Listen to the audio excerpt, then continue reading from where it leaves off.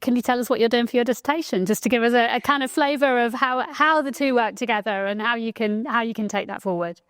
So for my dissertation, I'm doing anti-fascism in 1930s and 40s Britain, with a specific focus on the 43 group, which were a group of Jewish ex-servicemen and women who, in the 1940s, after the war, they rose up against Mosley, who tried to come back into the scene. So it is a lot of focus on how we got from 30s, where there was anti-fascist demonstrations, but they weren't as militant as what the 43 group made it in the 40s. So it's basically looking at the timeline of how it progressed and how the war not interfered, but how it helped the 43 group become established. Yeah.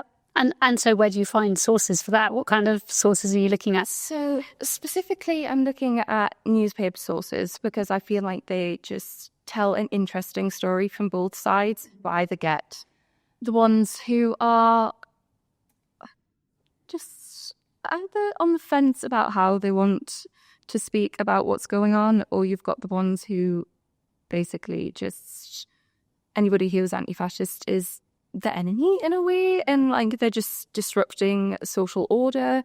And it's just really interesting, especially when you look into like the background of these newspapers and their own vibe, and it just gives you a different perspective. But also I'm looking at the memoirs of Maurice Beckman, who was a member of the 43 group. Yep.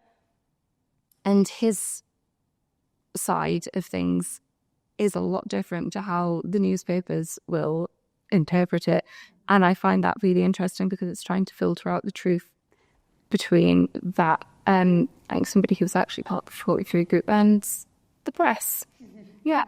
Yeah, and that, I mean, I was thinking when you were talking that those are interesting kinds of sources, and thinking from a literary perspective and thinking about genre, that, you know, newspapers are an interesting source, they're interesting to read, and at the same time a memoir, again, serves particular function, particular purpose. And so I think it must be really helpful to be able to read those with that kind of literary perspective as well, to be aware of that sort of, you know, the kind of nuance and, like you say, what's there and what's not there.